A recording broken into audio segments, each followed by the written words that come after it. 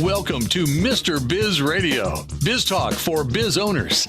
During the next half hour, Mr. Biz, Ken Wentworth, a leading business advisor and two-time best-selling author, will cover topics that'll help business owners run their companies more profitably and more efficiently. If you're ready to stop faking the funk and take your business onward and upward, this show is for you. And now, here's Mr. Biz, Ken Wentworth. All right. Welcome to another episode of Mr. Biz Radio with me, Mr. Biz, Ken Wentworth. And this week we have someone I've been waiting far too long to get onto the show. So I met our guest this week on Clubhouse, the app Clubhouse, last year, probably late January, early February. I met him. We shared some stages. We were in a bunch of different rooms together. And then he and I, with a couple of other colleagues, friends, we started a room, and we were running rooms for several months. And so shared a lot of stages with him. And through Clubhouse and his sharing of information and all of his great, wonderful experience, he earned the nickname of Professor Ricky. And I'm sure you'll see why once we get into talking with this week's guest, Mr. Ricky O'Donnell. Welcome to the show, Ricky. Hello, my friend. How are you? Thank you for having me. It's awesome. Absolutely, man. It's way overdue. So this week, I should have mentioned during the intro. So Ricky's done a lot of different stuff in his career. And we're going to talk about that, but we're going to focus. We've never talked about it on the show, so I'm looking very much forward to this. Ricky is now has dived headfirst into the NFT space. And of course, we've never talked about that on Mr. Biz Radio. So that's why I wanted to have Ricky come on, because when he does something, he does not do it half-ass. He's like full ass in. So I wanted to have him come on. I know he'll be able to explain it to us very well. But before we get into all that, Ricky, talk to us about your entrepreneurial journey. What led you to where you're at now? Yeah, so it's really interesting. So for me, I've had a animation media production company for over 20 years. And at the age of 10, I wanted to be an animator. So I'm very lucky that I've animated, directed. My studio's done work for the likes of Disney. We've done Nemo, Peter Pan, things like that for cinematics. We've done the Tom Jones music video, Give a Little Love. We've done a lot of different commercials. And sort of over the last 20 years, we've pretty much worked with all different brands, companies, from TV commercials to VFX for films, all sorts of things, really. And I think and it was like a 10-year-old boy became a reality. And then since then, it's just kept on evolving. And then when you've been doing it for 20 years, you want to do something new and then come into the NFT space, which although is buzzing and everyone's talking about it, it's sort of a lifetime work to this point. So yeah, very cool. Yeah. So I should also mention that I want to thank you, Ricky, for coming on. I know Ricky's coming to us from the UK. So, we're in the middle of the afternoon here, Eastern Standard Time. So it's in the evening for him already. We were talking before we went on air here that, of course, I got producer Alan in the background that's like pulling all the strings and making all this happen and making this all work. And Ricky's like, man, I got this studio, but all my people are gone. It's in the evening here in the UK. So again, thanks for coming on. I know it said kind of a pain in the neck sometimes doing that. I know we did it with some of the Clubhouse rooms as well, but so how did you sort of shift into the NFT space from where you had been with animation and everything? Yeah, well, the thing is, it's really interesting because like in the animation media and film world and artists, you sort of work all the hours God gives. Media can be quite ruthless. If you've got a project that's going on air or you're working on a film, whatever it might be, it's just tough. And I think after being in it for quite some time, and you work for all these different brands and all these different agencies, and obviously evolving the business, NFTs sort of allowed artists and creatives and technicians to basically become the heroes of their own story. And rather than having all the big corporations or everyone doing it, you actually have this creative freedom to literally do the most amazing things. So it cuts out all the middlemen, it cuts out everything. And for me, it was allowing, artists to become heroes of their own story. Because you see, when you make films, if you're in the film industry and you're doing animation, whatever it might be, you're at the end credits. So when the lights come on and everything else, even though you've done the animation and all the beautiful stuff, you're at the bottom of the credits with the, I think the person who sweeps the set is higher than the animator's eyes. Not saying they do anything less, but just, the lights don't come on until there. And so NFTs has basically flipped that all on the head, where the artists and the creatives become the heroes of their story. And that was a big attraction and the shift in how this movement is. It's just, I fell in love with it because it allowed the artists to be the heroes of their story. Well, it's interesting because as you first started, so I think the room we were running, Ricky, if I remember correctly, on Clubhouse, that regular room that you, myself, Damon, and Ken were running, Ken Hasty, I think we ended at somewhere around May, if I remember correctly, last year. And you were already starting to get into that NFT space. And as I recall, I think you kind of got into the NFT space probably via Clubhouse. Was that correct?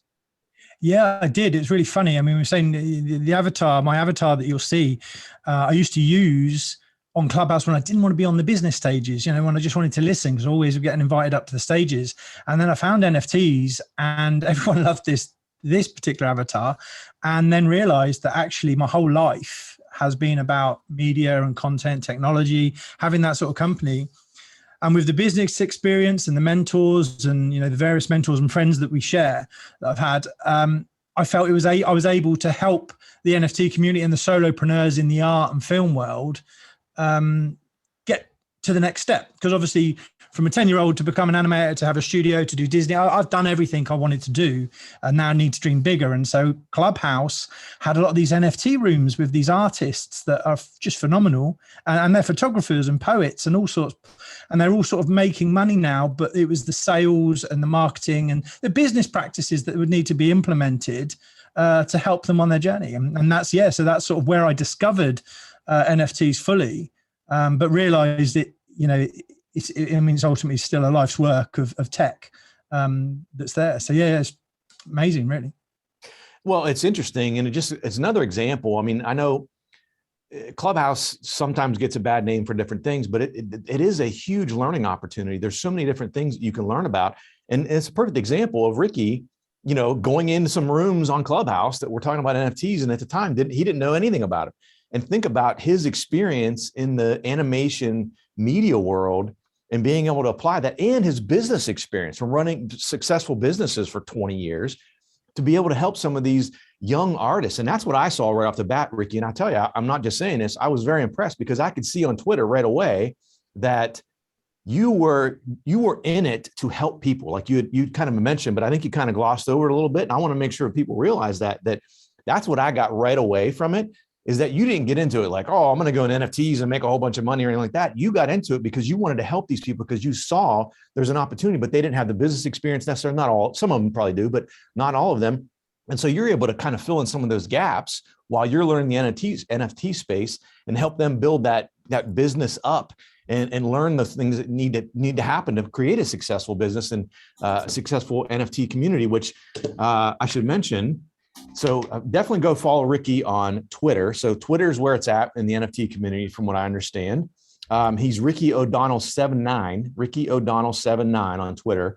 And he's really been blowing up his Twitter community. NFT Lions Club, hashtag NFT Lions Club, hashtag NFT Lions, and hashtag, now he's grown. So we're outside of Lions even. Now we have hashtag NFT Jungle growing, continuing to grow.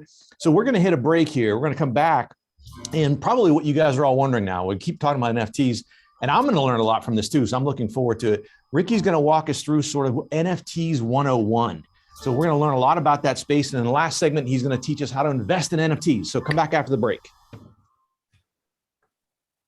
Business owners have a continually growing to-do list with little time for revenue-producing activities. With Check Off Your List and their experienced team of virtual assistants, you can focus on growing your business.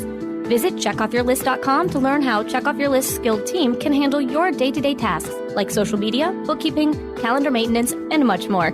Contact Check Off Your List at checkoffyourlist.com or call 888-262-1249 to see how their virtual assistants can help you live to work rather than work to live. Thank you for listening to Mr. Biz Radio. Did you know our show airs 7 days a week for more than 30 hours now?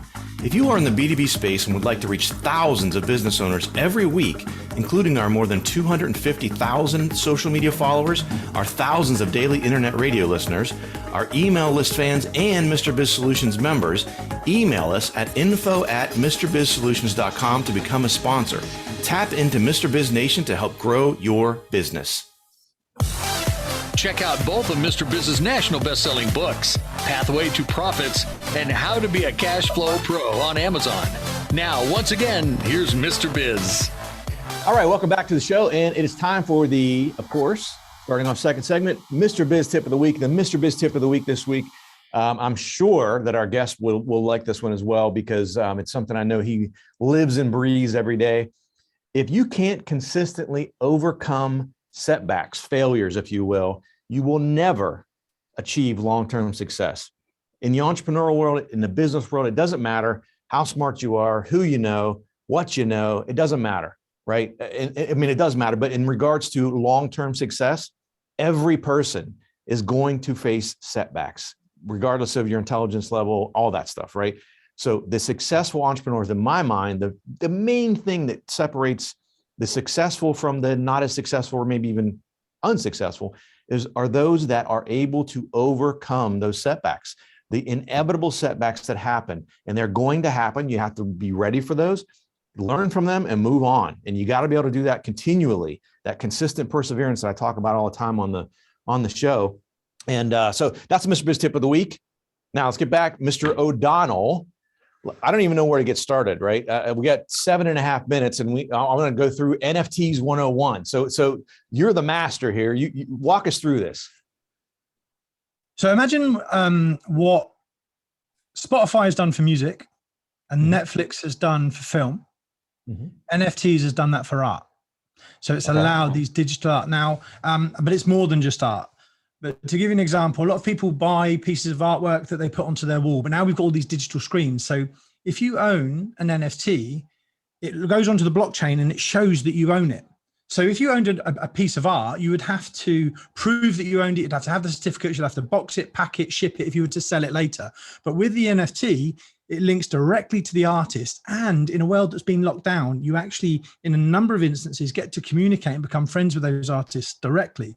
But it's more than just that. You see, last year was a lot about the art and the photography and the different images, but now you've got like this utility. So the NFTs are also becoming tickets and keys and passes to these events and to locations. So it's really, I don't know if you know, like Blockbuster videos, if you don't evolve with technology, if you don't evolve with the times, and you don't adopt new technology, you'll go into obscurity and disappear.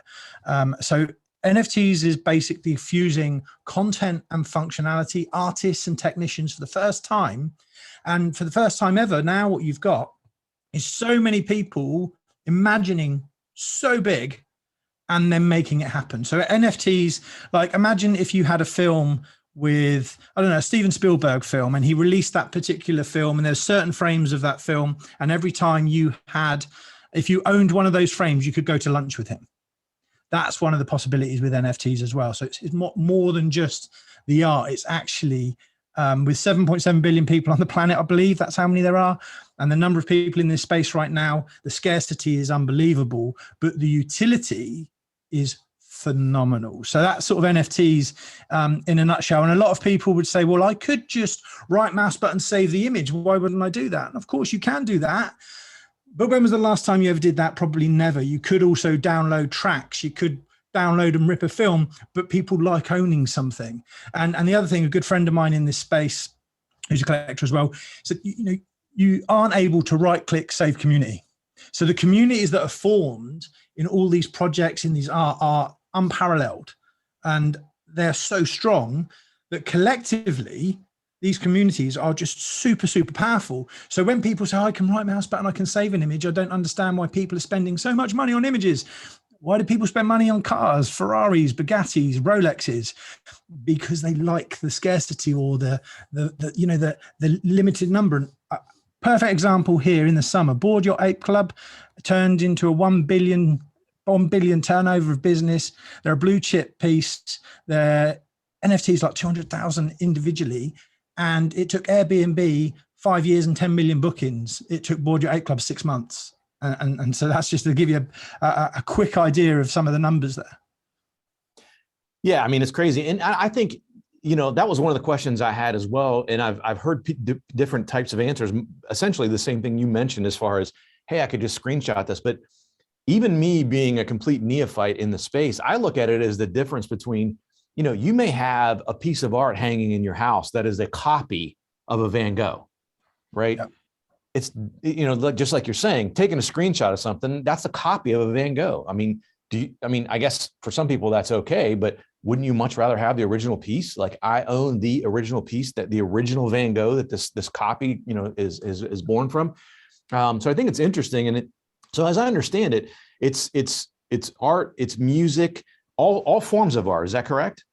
Yeah, art, photography, film. I mean, now what you've got is whole films are being made and being funded by NFTs, and then the distribution and the payouts are being paid to everybody who owns part of it. So it's helping fund and crowdfund projects too. So like the whole space, as it's a digital world and a digital metaverse. I mean, Nike, Adidas, and a lot of brands are starting to come in now with virtual versions of their products, and that's having a higher value because there's a limited number. So yeah, I mean, we've only scratched the surface of its true capabilities right now. Like, you're going to start seeing any company that doesn't get involved in it is probably going to disappear, particularly in the marketing space. You've got a generation that have grown up in Roblox and Minecraft and, the social media. So the old ways of doing things are different. They've got new thing happening here. And because we've only scratched the surface, imagine buying an NFT for an event, but you get a lifetime membership, backstage passes. And whilst you own that NFT, if you wanted to give it to someone, you could sell it to somebody else, and then they get the lifetime passes. And it creates generational wealth, because one thing that's super amazing is that you can get paid every time that's resold. So you can get 10% always, every month. Royalties automatically come in through NFTs. You don't need anyone to chase that up for you. It just happens. Interesting. So that's another piece I was unaware of. That's I've heard of it, but I wasn't exactly sure. So is that a standard? That 10%, is that standard across all NFTs? Is that just sort of the rule of thumb? You can set it whatever you'd like it to be. So some people put 5%. And for example, some projects, so imagine you have a project that's 1,000 pieces of art, for example, and every time that art sells, 10% of that, or a percentage of that, goes to charity forever. So the charities can be paid forever. And your children, your great-grandkids, your great-great-great-great-grandkids can always be paid, providing that art keeps circulating. So if you bought a painting and you bought a piece of art or a photo and you put it on your wall, it might stay there, it'll gather dust, it'll age, but in the blockchain, it doesn't age. And you can sell it instantaneously straight away to somebody else in the world. So you can enjoy it, and then you can sell it, and it can appreciate over time, because obviously the numbers are so limited right now.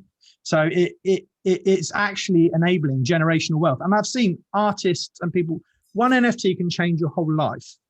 But there is a lot of scam, there's a lot of scammers, there's lots of people. You have to do your research and you have to buy something that you like, but it really does create generational wealth. And we have literally only scratched the surface of its potential right now. Yeah, I think it's super interesting. So, and I've seen the same thing. I've seen the post, and one interesting post. So it's funny you mentioned Blockbuster Video. I just did a TikTok about Blockbuster Video and about how you want to make sure you're not Blockbuster Video. And I think you're right. I saw another post that someone is saying, those are the people that are out there right now that are saying, oh my gosh, NFTs are too confusing. I'm not going to get into them. 5 years from now, you're already gone. You've missed the boat. You're way behind the curve. Not that you can't jump on the boat at that point, but you're way behind. So we run out of time this segment. We're going to hit the break. We're going to come back, and Ricky's going to give us some tips for those of us who want to invest in NFTs. Are you ready to automate your business? Automation is the key to scaling a business and building wealth. It's also one of the most difficult things for a small business owner to do on their own. If you're looking for help with automation, Pulse Technology CRM can help. We have an exclusive offer for Mr. Biz Nation. We will build everything for free, even if it's a sophisticated funnel. Visit thepulsespot.com/Mr. Biz for this exclusive offer. If you find listening to Mr. Biz Radio is helpful, imagine having live access to not only Mr. Biz, but also 5 other trusted business experts. It's true. You can have live access to your very own CFO, plus a business attorney, a website and digital marketing expert, a sales and growth guru, a financing professional, and a customer experience master. Visit MrBizSolutions.com to learn more. Join Mr. Biz Nation at MrBizSolutions.com. To submit questions to the show, email them to info@MrBizSolutions.com. Now, once again, here's Mr. Biz. All right, welcome back to the show. And it's something you're probably all interested in now, especially. Hopefully we got you revved up. I know I'm anxious to hear about some of this because as I'm getting into this space and learning more about NFTs and how to invest in them, et cetera, this is the part. If I didn't have Ricky on the show, I would have called him up and had this conversation with him because, I want to learn some of it, especially as a neophyte, as I mentioned, just learning all this stuff. And Ricky even alluded to it towards the end of the last segment about, of course, where there's money, there's scammers, right? So you got to be careful about that. So Ricky, if you would walk us through or give us some tips on those of us who are beginners in the NFT space, but we want to begin to invest. What are some of the do's and don'ts that we should be on the lookout for, and we should make sure we're taking advantage of at the same time? Yeah, so one of the first things you need to do is get yourself a wallet, a digital wallet. So I'm going to use MetaMask as an example. It's commonly used in the space. So you create a digital wallet, and when you create your MetaMask wallet, you get a 14-character seed phrase. Okay, now this seed phrase, these words, no one will ever ask you for them. So never, ever give them to anybody. And at the same time, make sure you give them to a loved one, or you've written them down somewhere and put them in a safe, because they are the access to your wallet in the future when you connect it to sites and things. So the seed phrase is super important. But unlike anything else, you're not going to be able to send an email to MetaMask and say, I've forgotten it. Can you let me know? If you lose it, it's gone.